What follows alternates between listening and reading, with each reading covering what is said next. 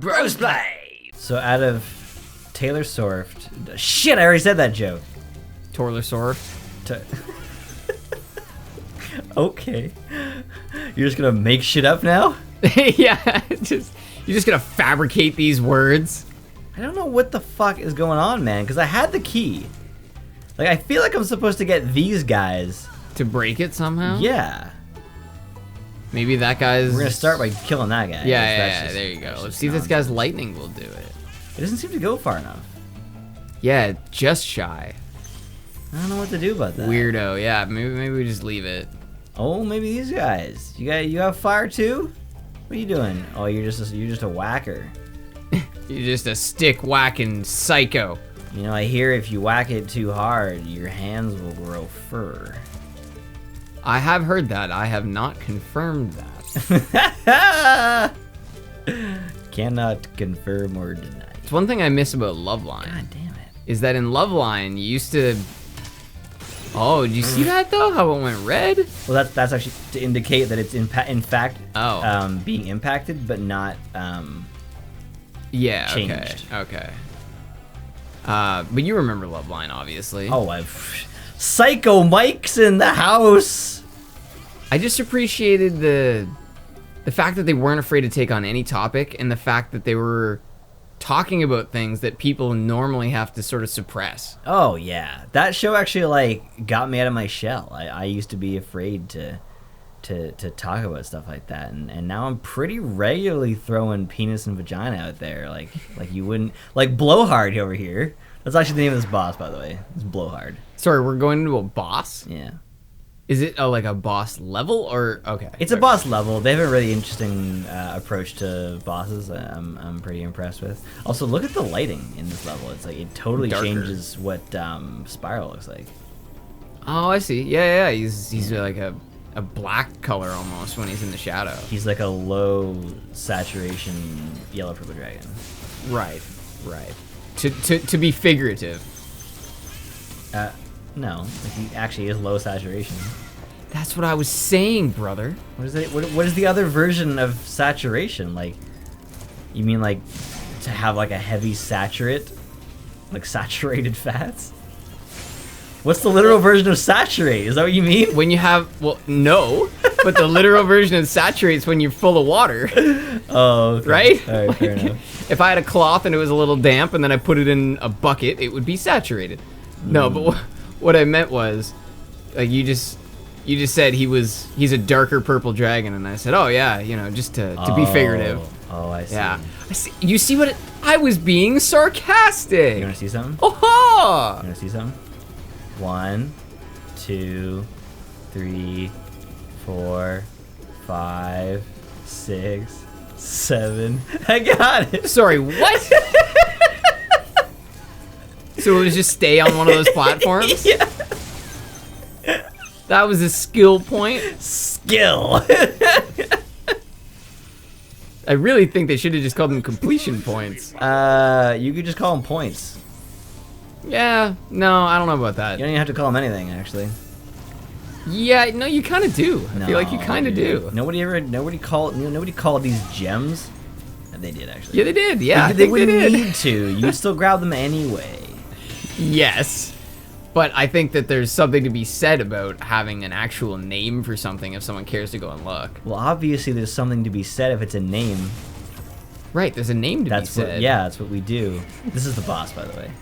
This is their version of boss fights in this game, is that the boss will show up and do something, and then you have to hit it once. Okay. Yeah. Did we not already see this boss in another level? We've seen a version of him, like a smaller version of him. Right. Like, okay. Like they're like blow softs. You know? Right, and so this is the blowhard. Yeah. Oh wow, that was the boss? Yeah. That was such a ripoff. Oh my god. Would you say that he blowed hard? Wow, yeah, he blew really hard. Yeah. In fact, I think Spyro blew harder with his fire. That was so brutal. Oh my god, I'm just embarrassed for him. Call yourself a tornado. Did we... I might have skipped the boss from the last area. I don't think we faced another one. Unless it was that pitiful. Was it? There was a guy and his butt is showing. Toasty Night Flight. Oh no! I didn't do the boss fight from Peacekeepers. So maybe it is time to backtrack. Yeah. Okay. All right. I don't even know where it is though. That's not gonna help. Well, it's only so big, right? It's not a very big hub world. This town ain't big enough for that many bosses. I feel like this loading screen was a little last minute. I don't like the way they move. I don't. It feels like somebody's just like moving around in water. Actually, yeah, like they're sitting on the surface of water. Yeah. Yeah, I could believe that. They did a good job. It looks like the animation looks good. Apparently, this is 100% complete, but I'm fairly certain there's a boss in this level. So far, there's been a boss in every level. All right, so Dry Canyon, that's done. She texted us dries as the Sahara. That's Cliff Town. What's down there? Oh, here it is. It's Dr. Shemp. We never went in here? We never went to Dr. Shemp. It's cool that you don't have to. Yeah, oh yeah, all you need is the certain amount of dragons. You don't actually have to complete specific things. Okay, which is very reminiscent of Mario and Jack and Daxter. Mario? Yeah. What's a Mario? It's this Like the red and brown thing. Like the restaurant? It's more of an infection of sorts. A Mario? Have you seen this before? No, but it was Okay, cool. pretty epic. Wasn't that a cool way to teach me how the level's gonna work? Like So we've the already, moms. Yeah, we've already seen this character do this. Ouch. Yeah. Except these guys are like they just keep going until they die. So they're kamikazes yeah. of sorts. Well, actually, you know that it's actually pronounced kamikazes, and it means divine wind. That's not a joke. I know it sounded like a joke. I was watching a World War II documentary. So kamikazes would be the plural? Kamikazes or something like that. Yeah. It's not. Yeah. Anyway, check this Dark Souls ass shit out. Oh man. The way they just like comes around the corner in like a cavern. I love that shit. Nice. But yeah, the Divine Wind was the name of their squadron. You already missed Ruby. And it was during. Where did I miss it? Her. I can't get up there. Oh, okay. Yeah. Oh, it's this for later. That was World War II where that started. Is that really the first? Famously, yeah. I guess the first where the term came popularized, used. Okay. Yeah. Okay. Also, I said some stuff about Vietnam in the last episode, and I haven't listened to it, but may not all be like 100%. So, if you want the real info, just go and check out Ken Burns' documentary, The Vietnam War, 10-part or ish series. It's really fucking good. Well worth it. Oh, very worth it. It so well put together because they have actual people who were there interviewed to discuss how shit went down, and it totally makes the whole thing feel very real and grounded when you actually hear from these people who are really a part of that experience. So yeah, quite good. Okay. I mean, just Ken Burns in general, fantastic documentarian. I would watch his Civil War one, except there was no video back then, so it's all photographs just moving. Oh. And it's just not enough for me. Yeah, no, it changes the dynamic completely. Oh, this is him. Okay. Yes, this guy's butt is showing. I totally see. So I definitely would have remembered this. I see why that was your question. Yeah. So he does a different thing now. This guy's actually harder than the wind guy, and he's first. So this time he spins. And then the next time, he's going to do a little like swoopy doodle, and I have to jump over it. Woo! Nice skill point, probably for doing that without taking damage. Yeah, without getting hit by him. That's pretty sweet. Or it was a skill point for admiring his pretty decent rump butt. Yeah. Yeah. Big old butt. Big old butt. Do you remember Jellyfish? Jellyfish. By Julian Smith. Jellyfish. Yeah, maybe. Big old nasty fish. That's what you reminded me of when you said that. Right. Yeah, I barely remember that. That's new though, isn't it? Or relatively recent? No. No? No, it's like 2011 or something. Oh, like that. okay, maybe not. I just find it fascinating when I never expect my friends to know about the stuff I'm into on YouTube. So when Jake is just going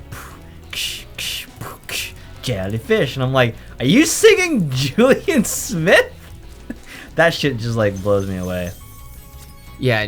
Oh, there they were. Yeah. Yeah, Julian Smith was also one of those unusual people that he didn't do any one thing per se. He changed up a lot. Yeah. His songs are my favorite. Like Reading a Book, Racist Coffee. Racist Coffee's the best, I would say. Have you seen I Want to Be a Black Guy? No. It's very funny. I can imagine that would get you in a lot of trouble these days. I mean, he's got a black friend, so like So it's all right. that's how it goes. Yeah, one thing that I've sort of noticed these days is that it does not matter how reasonable you are. As long as there is, I guess a good way to put it is, if you have a nice piece of steel with a little tiny nick in it, that nick is gonna rust, right? You could have all of the things in place. You could be the most progressive guy in the world, but you say or do a thing you're not supposed to do, and the rust will get you. I don't know. You could just be like one of those people who just say shit all the time. It's like it's not. Jim Jeffries would have to say such an outlandish thing to be in headlines, right? Because he's always doing that. Well, same as Trump, right? Sure. He could say whatever he wants because people are just like, yeah, we'll put it on the heap. We'll deal with it later. Yeah. I have made more outlandish comments than any other person that has ever lived. It's just that's what it's about nowadays, is you actually have to overwhelm the news cycle or the news cycle will get you. Or the news cycle overwhelms you. Yeah. Oh boy. I have fallen and I cannot get up. You know what's funny is that there's no Trudeau. Oh, look at that. Fucking come on, man. I was doing a thing. We haven't done Crystal Flight. Look at that. There's no Trudeau what? There's no Trudeau impersonations. Ah, that is a very good point. I don't think he has enough obvious mannerisms. Well, he's also just not, like, he's not exciting, which is how a politician should be. Boring to the public because they should be doing things. Okay, sorry. I thought you were saying a politician should be exciting, and I was about to give you some serious pushback on that. Just breaking out this episode 6 of Spyro. This is where I change everyone's mind about my political views. Yeah, this is where the politics starts. Yeah. Listen, if you're not an exciting politician, what are you doing? I mean, there's already been several celebrities that have announced that they might run for president of the United States, and it's like, can we turn off the Futurama episode for a moment and just go back to what we were like? I gotta say though, just let musicians be musicians and stop suggesting they should be presidents. It would be pretty crazy if there was someone who is just purely famous, someone who is not known as a politician at all, and they made it to become president. Like P. Hilton? Or like Donald Trump, but I guess, again... Oh, you were making a joke. I wasn't actually until I just kind of realized that is what happened. That's pretty funny. But Oprah's the number one. That's the one that everyone keeps talking about. Okay. Is Oprah. And can you imagine? Like, I couldn't imagine that they would have ever elected Donald Trump, but I definitely couldn't imagine that they'd elect Oprah Winfrey. I can't imagine any of it, and Damn I just it. lost. And you know what it was? It was overt political discussion. Yeah, that's what did it. That's what it was. It yeah. sewered you. You know, like, because the problem with this conversation is that it will eventually, like, the information based on when you watch this is totally irrelevant. Oh yeah, people would just be laughing their asses off. You're saying, as if like, they didn't think Oprah could become president. Exactly. Those idiots. You're saying imagine, and it's like it's happened or it hasn't happened in the future, right? Yeah, that is so true. So true. Well, I'm just trying to lightly suggest that we get back to Yellow Purple Dragon game. So, have you heard what's going on with Dunkin' Donuts? I'm kidding. Nothing's going on with Dunkin' Donuts. You mean other than their brand deal with Al Pacino? Al Pacino runs on Dunkin'? No. No. But that's a pretty decent slogan. Yeah, there you go. No, yeah, I want royalties if that happens. This is Jack and Jill is a really bad Adam Sandler movie, and where Al Pacino does a thing with Dunkin' Donuts, and he makes a drink called the Dunkachino. And it's so bad in the movie that Al Pacino in the movie says, "Burn this." And it so perfectly sums up like the Jack and Jill film. Just oh like, man, burn this. Yeah, I don't. Should I watch that just for Don't watch it. Go. Yes. Did I? Wow. You did, yeah. I thought I failed that. 0.6, brother. Wow. Nice. Yeah. So is it worth watching Liam just for the sake? Neeson with the rescue. Just to say. No, watch the H3. Watch the H3 2-part review of Jack and Jill. Okay. That I think I could put up with. The H3 video ends so beautifully. It makes me very happy. Endings are so important. That really bugs me when a great movie is a shit ending. It really bothers me. It's a huge thing that I tried my best to do better in Mitch Show. I felt like Mitch Show was the first two. I felt like just got so gosh darn serious near the end, and I just wanted to like liven that up. So that's one of those like big things that I wanted to focus on. Yeah, that's understandable. Well, anything that gets like too serious, it just gets bogged down in the seriousness. It just becomes, it's not as entertaining. It's why you end up seeing a lot of comedies get serious in the middle. That way you get the funny by the end. Right, good comedies. Good comedies. Bad comedies do this really dumb thing where they make it super goddamn serious all the way to the very end. And it's like, we started this as a comedy, and now it's serious. Yeah, we were having a good time, and now we're just bummed. And yeah, we're bogged down. Oh Jesus! I keep telling you, man. That's why I like Crazy Stupid Love.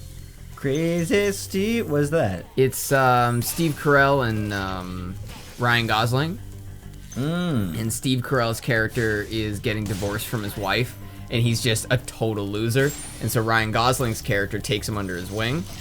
But then also at the same time, Ryan Gosling starts dating his daughter. And so, multiple love triangles ensue. Oh no. It didn't take itself too seriously. It was funny and interesting, and it had serious parts that did culminate at the end, but it was still funny while it was serious. That's the most important thing. Look at Anchorman. Anchorman is able to be funny and serious at the same time. Semi-Pro, a great example. Probably I think it may win the award for the movie with the least fat. Every scene feels necessary. They all feel like they're part of the of either the main or the side stories, and it manages to make a joke in its last second, like when the bear just like, I think how does that end? Like the lights turn off and he's like, everybody panic, and then the movie's over. No, I thought that was like that. In the middle of the movie. There's something like that. The very end. Oh no, the bear just comes at him. That's right. The bear just shows up at the Flint, Michigan Mega Bowl. That's right. Yeah. And I love one of my favorite lines near the end of that movie is when he just goes, "Can I take my son friend with me?" And the other guy doesn't even flinch. He's not surprised by that at all.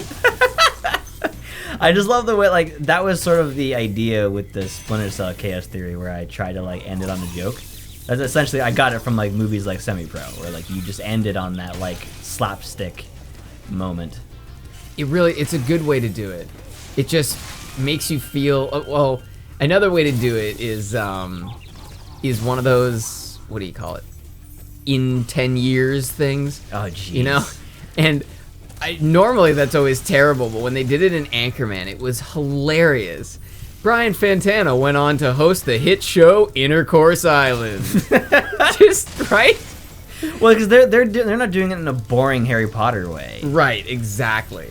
You said right before I even finished that. So you knew where I was going with that. As soon as you said boring, and That's what it always is. It's always so boring. I felt like I know it's kind of like the pivotal element, but I think that Saving Private Ryan would have been would have flowed a bit better if it wasn't through a framing device of The old Ryan man? in the future. Yeah.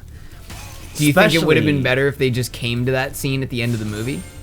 if it like what would have been really cool is if like in an explosion, like the moment where you think that Tom Hanks is gonna actually die, and it's like boom, and it's just like him just looking at the grave of Tom Hanks' character, And you can tell it's all going on in his head. and then you just hear like the echoes of like people screaming and yelling, and Tom Hanks saying something like "earn it" or something like that, whatever he says at the end of the movie. That would be pretty sweet. I just felt like that really slow transition back, and like, have I been a good man? I don't know if I've been a good man. Yeah, and it fades from him being young to him being old to kind of show that he's... Yeah. Yeah. And I just felt like, because the movie is not about Private Ryan, right? The movie is a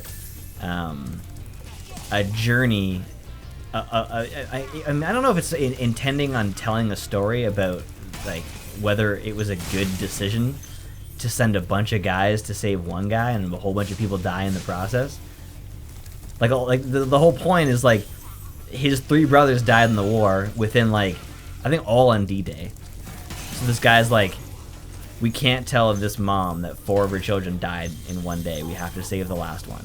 And how many mothers are you gonna have to tell about all the guys that died on the way to save Private Ryan? I never understood that. To me, that never made any sense. And I never got why the characters had such a problem with their mission until I was an adult, because I just didn't get what was going on. And as an adult, I'm like, fuck yeah, you'd be upset. Just some random dude, he gets to go home for that. Well, and it doesn't even make sense. It actually almost seems like it's the early version of the current like scared culture that everybody has, where it's like we don't want to piss off the public. It almost seems like, you know, they were so afraid of like public backlash over all these people dying that they were willing to sacrifice other people who are not gonna be well known. Interesting. You know?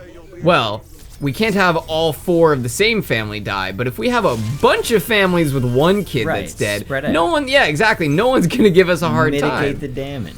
And it just, to me, it's fear. That's all it is. What? It actually happened though.